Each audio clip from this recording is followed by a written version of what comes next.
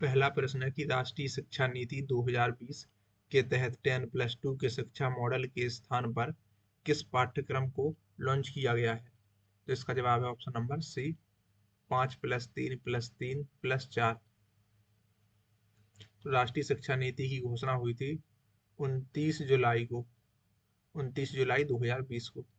अगला प्रश्न है कि अंतर्राष्ट्रीय जैव विविधता दिवस हर वर्ष मनाया जाता है। तो इसका जवाब हो जाएगा ऑप्शन नंबर ए, 22 मई को। अंतर्राष्ट्रीय जैव विविधता दिवस हर वर्ष 22 मई को मनाया जाता है और 22 मई 1993 को अंतर्राष्ट्रीय जैव विविधता दिवस के रूप में घोषित किया गया था। अगला प्रश्न है कि निम्नलिखित में से प्रत्येक प्रकार की रक्त की बूंद को 4 अलग अलग स्लाइडों पर रखा गया है, इनमें से कौन स्कंदित नहीं होगी? तो इसका जवाब हो जाएगा ऑप्शन नंबर ए, रक्त सीरम। प्रत्येक प्रकार के रक्त की बूंद को 4 अलग अलग स्लाइडों पर रखा गया है, इनमें से रक्त सीरम स्कंदित नहीं होगी। रक्त सीरम वह पदार्थ है जिसमें रक्त कोशिकाओं और थक्का बनाने वाले कारकों का पूर्ण अभाव होता है। रक्त एक तरल संयोजी ऊतक है। यह आवश्यक पोषक तत्व ऑक्सीजन और उपापचयी उत्सर्जन का परिवहन करके पूरे शरीर में भ्रमण करता है। अगला प्रश्न है कि सूर्य की परिक्रमा के दौरान पृथ्वी सूर्य से न्यूनतम दूरी पर होती है। तो ऑप्शन नंबर डी, जनवरी के महीने में। सूर्य की परिक्रमा के दौरान पृथ्वी सूर्य से न्यूनतम दूरी पर जनवरी के महीने में होती है।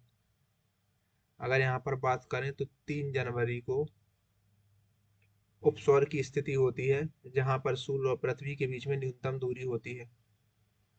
4 जुलाई को पृथ्वी से सूर्य की दूरी अधिकतम होती है, जिसे अपसौर कहते हैं। अगला प्रश्न है कि एक व्यक्ति लंबे समय तक उपवास में रहता है, उसके मूत्र में किसकी मात्रा असामान्य होगी? तो इसका जवाब हो जाएगा ऑप्शन नंबर डी, कीटोन की। उपवास के दौरान शरीर का ऊर्जा आवश्यकता को पूरा करने के लिए शरीर संबंधी वसा का उपयोग करना शुरू कर देता है। वसा के उपापचय की प्रक्रिया के दौरान यह कीटोन का उत्पादन करता है। इससे रक्त में कीटोन की मात्रा बढ़ जाती है। यह कीटोन गुर्दों के द्वारा मूत्र के माध्यम से शरीर से बाहर निकलता है। ग्लूकोज शरीर को त्वरित ऊर्जा प्रदान करता है, जबकि वसा शरीर को अधिक मात्रा में ऊर्जा प्रदान करता है। अगला प्रश्न है कि निम्नलिखित में से कौन शीतोष्ण कटिबंधीय घास का मैदान नहीं है? तो इसका जवाब हो जाएगा option number A, selvas. Steppe, belt और डाउन्स, ये तीनों शीतोष्ण कटिबंधीय घास मैदान है। घास के मैदान और उनसे जो संबंधित उनके देश हैं, तो उन पर चर्चा करते हैं। तो सवाना से संबंधित देश है केन्या और तंजानिया। कंपोज से संबंधित है ब्राजील। लानोस से वेनेजुएला और कोलंबिया। प्रेरी यूएसए और कनाडा। Downs Australia. जबकि पंपाज है अर्जेंटीना, उरुग्वे और ब्राजील। सवाना घास को हाथी घास भी कहते हैं। सेलवास उष्णकटिबंधीय घास का मैदान अमेजन बेसिन क्षेत्र में पाया जाता है। अगला प्रश्न है कि निम्नलिखित में से कौन सी दक्षिण अटलांटिक महासागर की शीतल धारा है? तो इसका जवाब है ऑप्शन नंबर बी, बेंगुएला धारा। तो बेंगुएला धारा दक्षिण अटलांटिक महासागर की शीतल धारा है। अगला प्रश्न है कि निम्नलिखित में से कौन संसार की सबसे बड़ी पोतवाहक नहर है? तो इसका जवाब है सुएज नहर, ऑप्शन नंबर डी। सुएज नहर संसार की सबसे बड़ी पोतवाहक नहर है। सुएज नहर बनकर जब तैयार हुई थी, वो समय था 1869। सुएज नहर का राष्ट्रीयकरण हुआ था 1956 में। और सुएज नहर 1872 में आवाजाही के लिए खोली गई थी, बनी थी 69 में। और आवाजाही के लिए जब खोली गई थी, वो समय था 1872 का। सुएज नहर भूमध्य सागर और लाल सागर को जोड़ती है। इसकी लंबाई है 168 किलोमीटर। और अगर आप पनामा नहर की बात करें, तो पनामा नहर बनी थी 1914 में। सू नहर यूएसए में स्थित है। और ऑप्शन ए में दी हुई है कील नहर। तो कील नहर विश्व की सबसे व्यस्त नहर है और इसकी स्थिति है जर्मनी में। कील नहर उत्तरी सागर और बाल्टिक सागर को जोड़ती है। अगला प्रश्न है कि संपूर्ण विश्व के क्षेत्रफल में भारत की भागीदारी लगभग कितनी है? तो वो है ऑप्शन नंबर बी, 2.4%। अगला प्रश्न है कि निम्नलिखित में से कौन सी नदी 3 बार दो धाराओं में विभक्त हो जाती है और कुछ मील आगे जाकर पुनः मिल जाती है, और इस प्रकार श्रीरंगपट्टनम, शिवसमुद्रम और श्रीरंगम के द्वीपों का निर्माण करती है। तो इसका जवाब हो जाएगा ऑप्शन नंबर ए, कावेरी नदी। भारत की दूसरी पनबिजली ऊर्जा केंद्र शिवसमुद्रम में स्थापित किया गया था, और ये स्थापित हुआ था 1902 में। श्रीरंगपट्टनम मैसूर राज्य की राजधानी है। कावेरी नदी ब्रह्मगिरी पहाड़ी से निकलती है। कावेरी नदी की जो लंबाई है वो है 800 किलोमीटर। कावेरी जल विवाद तमिलनाडु, कर्नाटक, केरल और पुदुचेरी के बीच में है। कावेरी नदी को दक्षिण भारत की गंगा कहते हैं। अगला प्रश्न है कि किस प्रकार की मिट्टी अधिकतम पानी संजोए रखती है? तो वो है चिकनी मिट्टी, ऑप्शन नंबर सी। तो चिकनी मिट्टी अधिकतम पानी संजोए रखती है। चिकनी मिट्टी में पोषक तत्व हैं पोटेशियम, कैल्शियम, मैग्नीशियम। मिट्टी का अध्ययन कहलाता है पेडोलॉजी। काली मिट्टी में भी जल धारण करने की क्षमता अधिक होती है। काली मिट्टी को कहा जाता है रेगुर मिट्टी। काली मिट्टी को कपासी मिट्टी भी कहते हैं। भारत में जलोढ़ मिट्टी की प्राथमिकता है। अगला प्रश्न है कि लहसुन में विशिष्ट गंध का कारण क्या है? तो वो है सल्फर यौगिक, ऑप्शन नंबर सी। अगला प्रश्न है कि स्टॉक फार्मिंग क्या है? तो स्टॉक फार्मिंग है पशुओं का प्रजनन, ऑप्शन नंबर बी। तो स्टॉक फार्मिंग पशुओं का प्रजनन है। कृत्रिम गर्भाधान के लिए बैल के वीर्य को द्रव नाइट्रोजन में रखा जाता है। अगला प्रश्न है कि विश्व पर्यावरण दिवस किस तारीख को मनाया जाता है? तो ऑप्शन नंबर सी, 5 जून को। तो 5 जून 1973 से विश्व पर्यावरण दिवस मनाया जा रहा है। अगला प्रश्न है कि प्रकाश संश्लेषण के द्वारा ऊर्जा का कितना प्रतिशत भाग रासायनिक ऊर्जा में परिवर्तित होता है? तो वो है 1 से 2%। अगला प्रश्न है कि निम्न में से कौन सा सामान्य उपयोग में लाया जाने वाला सिंथेटिक फाइबर है? तो इसका जवाब है पॉलिएस्टर, रेयॉन, नायलॉन और एक्राइलिक। तो ये चारों ऑप्शन नंबर डी। अगला प्रश्न है कि नीचे दिए गए पौधों और उनके खाद्य भाग के युग्मों में से कौन सा सही सुमेलित नहीं है? तो वो हो जाएगा ऑप्शन नंबर सी, आलू मूल। बाकी अदरक, प्रकंद, प्याज, मांसल पर्ण, नारियल, भ्रूणपोष।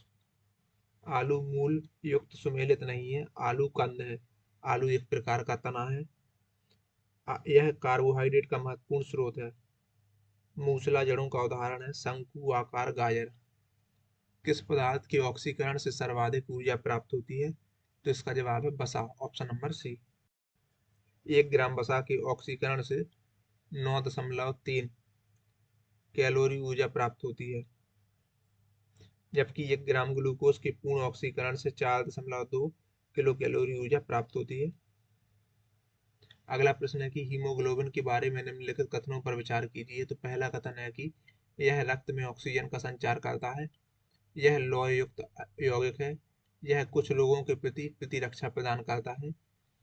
चौथा कथन है कि यह रक्त को लाल रंग प्रदान करता है। तो इसका जवाब हो जाएगा ऑप्शन नंबर डी, कि यह रक्त में ऑक्सीजन का संचार करता है। यह लौह युक्त यौगिक है। अगला प्रश्न है कि निम्नलिखित में से कौन सा एक सुमेलित नहीं है? तो इसका जवाब हो जाएगा सेल्सियस ऊष्मा की इकाई, ऑप्शन नंबर डी। बाकी डेसिबल है ध्वनि की प्रबलता की इकाई। अश्वशक्ति शक्ति की इकाई। समुद्री मील है नौ संचालन में दूरी की इकाई। तो ये तीनों सही है, चौथा वाला गलत है। सेल्सियस ऊष्मा की इकाई नहीं है, सेल्सियस तापमान की सीजीएस इकाई है। तापमान की एसआई इकाई है केल्विन। अगला प्रश्न है कि निम्नलिखित में से कौन सा बल क्षयकारी बल है? तो वो है ऑप्शन नंबर बी, घर्षण बल। कणों के द्वारा हीट ट्रांसफर की क्रिया को क्या कहते हैं? तो इसे कहते हैं कंडक्शन, ऑप्शन नंबर बी। कणों के द्वारा हीट ट्रांसफर की प्रक्रिया को कंडक्शन या चालन कहते हैं। जब असमान ताप वाली दो वस्तुएं एक दूसरे के संपर्क में आती हैं तो अधिक तापमान वाली वस्तु से कम तापमान वाली वस्तु की ओर ऊर्जा प्रवाहित होती है। इसे ही कंडक्शन या चालन कहते हैं। अगला प्रश्न है कि निम्नलिखित में से कौन जल को जीवाणु मुक्त करने हेतु प्रयुक्त होता है? तो वो है ओजोन, क्लोरोमीन और chlorine dioxide, option number D, उपर्युक्त सभी। तो जल को जीवाणु मुक्त करने हेतु ओजोन, क्लोरीन डाइऑक्साइड और क्लोरोमीन ये सब प्रयुक्त होते हैं। ब्लीचिंग पाउडर का प्रयोग कीटनाशक के लिए किया जाता है। क्लोरीन का उपयोग ब्लीचिंग पाउडर बनाने में होता है। अगला प्रश्न है कि ऑक्टेन संख्या के द्वारा किसकी गुणवत्ता मापी जाती है? तो ऑप्शन नंबर बी, पेट्रोल की। अगला प्रश्न है कि सोडियम वाष्प लैंप का प्रयोग प्रायः सड़क किनारे प्रकाश के लिए होता है। तो इसका जवाब है कि इसका प्रकाश एक वर्णी है और पानी की बूंदों से गुजरने पर विभक्त नहीं होता। Option number B. अगला प्रश्न है कि लंबी दूरी तक रेडियो प्रसारण के लिए निम्नलिखित में मुख्यतः किसका उपयोग किया जाता है? तो आयन मंडलीय तरंगों का। Option number C. पानी की स्थायी कठोरता के लिए निम्न में से कौन उत्तरदायी है? तो इसका जवाब है कैल्शियम और मैग्नीशियम के क्लोराइड्स और सल्फेट। ऑप्शन नंबर ए। शराब पीकर वाहन चालक के श्वसन परीक्षण में यातायात पुलिस क्या इस्तेमाल करती है? तो पोटेशियम डाइक्रोमेट, सल्फ्यूरिक अम्ल, एसिड। ऑप्शन नंबर ए। शराब पीकर वाहन चालक के श्वसन परीक्षण में यातायात पुलिस पोटेशियम डाइक्रोमेट, सल्फ्यूरिक अम्ल का इस्तेमाल करती है। इथाइल अल्कोहल का प्रयोग मादक द्रव्य या शराब के रूप में किया जाता है। शराब सबसे अधिक तंत्रिका तंत्र को प्रभावित करती है। गैस वेल्डिंग में सामान्यतः प्रयुक्त ईंधन गैस कौन सी है? तो वो है acetylene. Option number C. Hydroxy समूह वाला ऑर्गेनिक अम्ल क्या है? तो वो है बेंजोइक अम्ल। ऑप्शन नंबर ए। दूध को निम्न विधि से एक रूप किया जाता है। तो वो है कि इसके वसा कणों को सेंट्रीफ्यूज की सहायता से सूक्ष्म आकार में बदला जाता है। Option number C. अगला प्रश्न है कि जेड परमाणु क्रमांक वाले परमाणु को किसी दी गई कक्षा में इलेक्ट्रॉन की ऊर्जा समानुपाती होती है। तो option number B, Z square की। अगला प्रश्न है कि सूची एक और सूची दो को सम्मिलित कीजिए। तो सूची एक में दिए गए हैं हड़प्पा संस्कृति की बस्ती और सूची दो में दिए हैं नदी जिस पर अवस्थित है उनकी। तो हड़प्पा की अवस्थिति है रावी नदी पर। कालीबंगा की है घग्गर पर। लोथल की है भोगवा नदी पर। और रोपड़ की है सतलज नदी पर। तो पहले का 3, दूसरे का 2, तीसरे का 1 और चौथे का 4। 32-14 ऑप्शन नंबर ए। अगला प्रश्न है कि महात्मा बुद्ध के संबंध में निम्नलिखित कथनों में से कौन सा कथन सही है? तो उनका जन्म कपिलवस्तु में हुआ था। उन्होंने बोधगया में ज्ञान की प्राप्ति की। उन्होंने वैदिक धर्म को अस्वीकार किया। उन्होंने आर्य सत्य का प्रचार किया। तो ये चारों कथन सही है। Option number D. Mahatma Buddha के जन्म की बात करें तो इनका जन्म हुआ था 563 ईसा पूर्व में। कपिलवस्तु के लुम्बिनी में हुआ था। गौतम बुद्ध को ज्ञान प्राप्ति पूर्णिमा के दिन हुई थी, जो कि बौद्ध धर्म में संबोधि कहलाता है। महात्मा बुद्ध के द्वारा बौद्ध धर्म की स्थापना की गई, जो कि वैदिक कर्मकांडीय यज्ञ प्रधान जाति प्रथा आदि के विरोध में हुआ। इन्होंने 4 आर्य सत्य बताए। पहला है दुख, दूसरा है दुख समुदाय, तीसरा है दुख का निवारण और चौथा है दुख निरोधक मार्ग यानी कि अष्टांगिक मार्ग। अगला प्रश्न है कि अद्वैत दर्शन के संस्थापक हैं। तो वो है Shankaracharya. Option number A. Advaita दर्शन के संस्थापक थे शंकराचार्य। शंकराचार्य ज्ञान मार्गी थे। इन्होंने मायावाद का खंडन किया है। रामानुजाचार्य ने विशिष्ट द्वैतवाद का प्रतिपादन किया। माधवाचार्य ने किया है द्वैतवाद का प्रतिपादन। अगला प्रश्न है कि महाबलीपुरम के रथ मंदिरों का निर्माण किसने करवाया था? तो ये कराया था नरसिंह वर्मन प्रथम ने। महाबलीपुरम के रथ मंदिरों का निर्माण नरसिंह वर्मन प्रथम ने कराया था। रथ मंदिर को तट मंदिर भी कहते हैं। इसे एकात्मक मंदिर भी कहते हैं। रथ मंदिर को सप्त पैगोड़ा भी कहा जाता है। नरसिंह वर्मन प्रथम पल्लव वंश के महानतम शासक थे। इन्हें महामल्ल भी कहा जाता है, ये इनकी उपाधि है। नरसिंह वर्मन प्रथम ने वातापी कोंड की उपाधि धारण की थी। पुलकेशन द्वितीय को नरसिंह वर्मन प्रथम ने 642 ईस्वी में पराजित किया था। अगला प्रश्न है कि निम्न में से किस सुल्तान ने कुतुब मीनार की 5वीं मंजिल का निर्माण कराया था? तो इसका जवाब है कि फिरोज शाह तुगलक ने। Option number C. अगला प्रश्न है कि निम्नलिखित में से कौन सा युग्म सही सुमेलित नहीं है? तो चंदेरी का युद्ध 1530। Option number D. यही वाला कथन है गलत। तो चंदेरी का जो युद्ध हुआ था ये हुआ था 1528 में। चंदेरी का युद्ध हुआ था बाबर और मेदिनी राय के बीच में। चंदेरी के युद्ध में बाबर की ओर से शेरशाह ने भाग लिया था। खानवा का युद्ध हुआ था 1527 में। पानीपत का युद्ध 1526 में और घाघरा का युद्ध 1529 में हुआ था। तो पहला, दूसरा, तीसरा ये तीनों सही है। अगला प्रश्न है कि अंग्रेजों का फोर्ट विलियम कहाँ पर स्थित है? तो ये इनका स्थित है कोलकाता, कलकत्ता में। Option number B. अगला प्रश्न है कि सर्वेंट ऑफ इंडिया सोसाइटी की स्थापना किसने की थी? तो इसका जवाब है गोपाल कृष्ण गोखले ने, option number D. Gopal Krishna Gokhale ने 1905 में की थी सर्वेंट्स ऑफ इंडिया सोसाइटी की स्थापना। इस सोसाइटी के सक्रिय सदस्य थे डॉक्टर राजेंद्र प्रसाद। गोपाल कृष्ण गोखले के गुरु हैं एम जी रानाडे। महादेव गोविंद रानाडे को महाराष्ट्र का सुकरात कहा जाता है। अगला प्रश्न है कि निम्नलिखित में से कौन क्रांतिकारी पत्र वंदे मातरम के संपादक थे? तो इसका जवाब है madam Bhikaji Cama, option number A. तो क्रांतिकारी पत्र वंदे मातरम के संपादक मैडम भीकाजी कामा थी। मैडम भीकाजी कामा ने पेरिस से 1909 में वंदे मातरम समाचार पत्र निकाला। श्यामजी कृष्ण वर्मा ने 1905 में इंडिया हाउस की स्थापना की थी। इंडिया हाउस भारत का विदेश में सबसे महत्वपूर्ण क्रांतिकारी संगठन था। अगले हैं लाला हरदयाल। तो लाला हरदयाल ने गदर पार्टी की स्थापना की थी 1913 में। मैडम भीकाजी कामा को भारतीय क्रांतिकारियों की माता कहा जाता है। इन्होंने 1907 में इन्होंने 1907 में स्टुटगार्ट में झंडा फहराया था और विदेशों में झंडा फहराने वाले प्रथम भारतीय थी मैडम भीकाजी कामा। अगला प्रश्न है कि द्वितीय विश्व युद्ध के बाद 1946 में कौन भारत आया था? तो option number B, cabinet mission. तो द्वितीय विश्व युद्ध के बाद 1946 में कैबिनेट मिशन भारत आया था। कैबिनेट मिशन ने अपना प्रस्ताव 16 मई 1946 को प्रकाशित किया था। इसमें तीन महत्वपूर्ण बातें कही गई थी कि अंतरिम सरकार का गठन, पाकिस्तान की मांग को अस्वीकार करना और संविधान सभा के गठन की प्रक्रिया। कैबिनेट मिशन के अध्यक्ष थे Pethick Lawrence. Cripps mission Bharat आया था 1942 में। Simon commission. तो साइमन कमीशन को 8 नवंबर 1927 8 नवंबर 1927 को साइमन कमीशन का गठन हुआ था।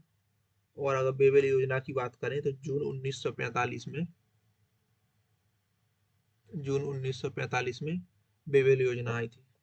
अगला प्रश्न है कि केंद्र में द्वैध शासन किस अधिनियम के अंतर्गत स्थापित किया गया था? तो स्थापित हुआ था भारत सरकार अधिनियम 1935 के द्वारा, ऑप्शन नंबर सी। भारत एक गणतंत्र है, इसका अर्थ क्या है? तो इसका अर्थ है कि भारत में वंशानुगत शासन नहीं है, ऑप्शन नंबर सी। गणतंत्र का अर्थ होता है कि देश के प्रमुख जनताओं के द्वारा चुने जाते हैं। भारत एक गणतंत्र है क्योंकि जनताओं के द्वारा राष्ट्रपति को अप्रत्यक्ष रूप से चुना जाता है। विश्व का प्राचीनतम गणराज्य है लिच्छवी। भारतीय संविधान में गणतंत्र फ्रांस से लिया गया है। वर्तमान में फ्रांस विश्व का सबसे पुराना गणतंत्र है। अगला प्रश्न है कि मौलिक अधिकारों के अंतर्गत कौन सा अनुच्छेद बच्चों के शोषण के विरुद्ध अधिकार से संबंधित है? तो वो है अनुच्छेद 24। अनुच्छेद 24 में कहा गया है कि 14 वर्ष से कम उम्र के बालकों को खतरनाक कार्यों में नहीं लगाया जा सकता है। शोषण के जो विरुद्ध अधिकार हैं वो है अनुच्छेद 23 और 24 में। अनुच्छेद 23 में है बलात्श्रम और मानव दुर्व्यापार दंडनीय अपराध है। अनुच्छेद 18 है उपाधि वंशानुगत को निषेध करना। और अनुच्छेद 17 है छुआछूत को निषेध करना। 23 वाले में दिया गया है बलात्श्रम और मानव दुर्व्यापार दंडनीय अपराध है। अगला है कि निम्नलिखित में से किस प्रकार के प्राधिकार भारत के राष्ट्रपति को प्राप्त है? तो वो है कि औपचारिक और विधिक, संवैधानिक और नाममात्र, ऑप्शन नंबर बी 2 और 4। दूसरा कथन और चौथा कथन। तो ऑप्शन नंबर डी इसका सही जवाब हो जाएगा। भारत के राष्ट्रपति संवैधानिक प्रमुख होते हैं। भारतीय संविधान के अनुच्छेद 53 में उल्लेख किया गया है कि कार्यपालिका का प्रमुख राष्ट्रपति होगा। राष्ट्रपति पद का जो उल्लेख है वो किया गया है अनुच्छेद 52 में। अगला प्रश्न है कि विधान परिषद किसी साधारण विधेयक को निम्नलिखित में से किस अवधि तक रोक सकती है? तो इसका जवाब हो जाएगा ऑप्शन नंबर बी 4 माह तक। जिस समिति ने लोकतांत्रिक विकेंद्रीकरण और पंचायती राज की सिफारिश की उसके सभापति कौन थे? तो बलवंत राय मेहता, ऑप्शन नंबर डी। अगला प्रश्न है कि सूची 1 को सूची 2 के साथ सुमेलित कीजिए। सूची 1 में दिए हुए हैं अनुच्छेद और सूची 2 में वो अनुच्छेद जिससे संबंधित है। तो पहला है अनुच्छेद 14। तो अनुच्छेद 14 का संबंध है समानता का अधिकार से। दूसरा अनुच्छेद है अनुच्छेद 36। तो अनुच्छेद 36 का संबंध है नीति निर्देशक तत्वों से। अगला है अनुच्छेद 74, तो इसका संबंध है मंत्री परिषद से। और अगला है अनुच्छेद 368, तो इसका संबंध है संशोधन प्रक्रिया से। तो 34-21, तो इसका जवाब हो जाएगा ऑप्शन नंबर डी। अगला प्रश्न है कि भारत में नियोजित अर्थव्यवस्था आधारित है, तो ये जो आधारित है वो है समाजवादी व्यवस्था पर, ऑप्शन नंबर बी। भारत में नियोजन का जो मॉडल है वो रूस से लिया गया है। रूस ने नियोजित अर्थव्यवस्था समाजवादी मॉडल पर 1928 में अपनाया था। भारत में मिश्रित अर्थव्यवस्था अपनाई गई है। मिश्रित अर्थव्यवस्था में सरकारी और निजी दोनों क्षेत्रों का सह अस्तित्व होता है। पिछड़े देशों के लिए रोलिंग प्लान का सुझाव किसके द्वारा दिया गया था? तो जी मेडल के द्वारा, ऑप्शन नंबर ए। रोलिंग प्लान 1978 में प्रारंभ किया गया था, लेकिन 1980 में कांग्रेस के द्वारा इसे समाप्त कर दिया गया। योजना अवकाश की बात करें तो योजना अवकाश हुआ था 1966 से 1969 तक, और 1990 से 1992 तक योजना अवकाश हुआ था। अगला प्रश्न है कि भारत में गरीबी रेखा से नीचे रहने वालों का प्रतिशत कितना है? तेंदुलकर समिति के द्वारा बताया गया था, तो लगभग 21.9%। अगला प्रश्न है कि निम्नलिखित पर विचार करें। तो पहला कथन है जनता के पास मुद्रा। दूसरा कथन है बैंकों के पास मांग जमा, डिमांड डिपॉजिट। अगला कथन है बैंकों के पास समय जमा, टाइम डिपॉजिट।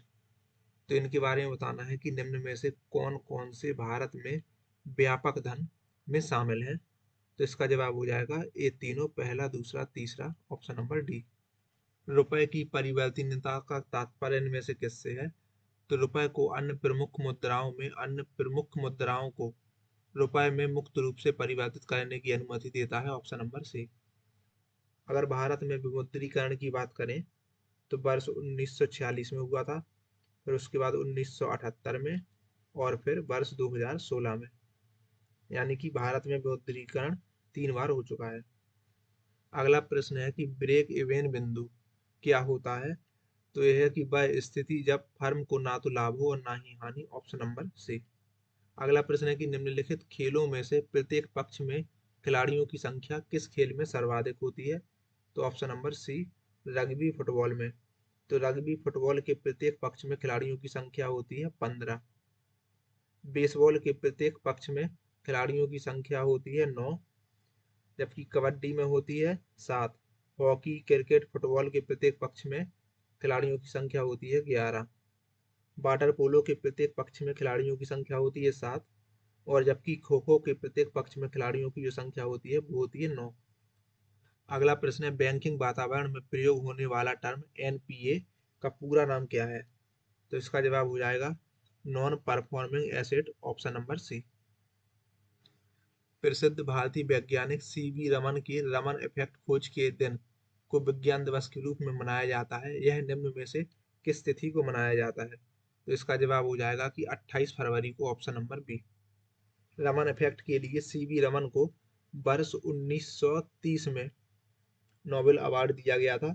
सीवी रमन को 1954 में भारत रत्न दिया गया। महात्मा गांधी ने अपनी आत्मकथा मूलतः किस भाषा में लिखी थी?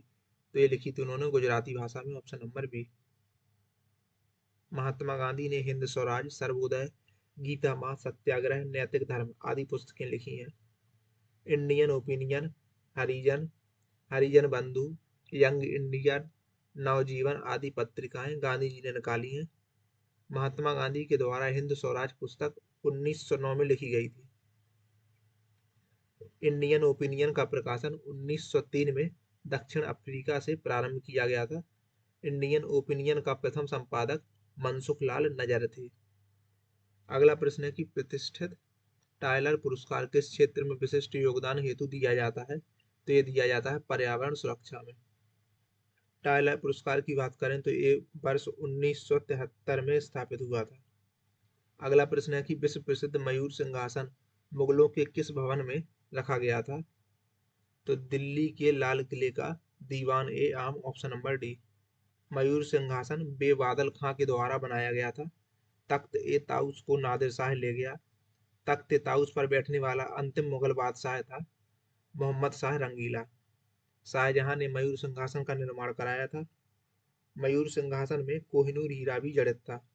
लाल किले का निर्माण आगरा में अकबर ने और दिल्ली में शाहजहां ने कराया। अगला प्रश्न है कि 20 रुपए की नोट पर निम्नलिखित में से किस राष्ट्रीय उद्यान की छवि है? तो इसका जवाब हो जाएगा कि माउंट हैरियट की, ऑप्शन नंबर ए। अगला प्रश्न है कि तारापुर परमाणु ऊर्जा संयंत्र की स्थापना किस देश की सहायता से की गई थी? तो ये हुई थी अमेरिका की सहायता से, ऑप्शन नंबर ए। रावत भाटा परमाणु ऊर्जा गृह कनाडा की मदद से तैयार हुआ। कोडनकुलम परमाणु ऊर्जा केंद्र रूस के सहयोग से बना।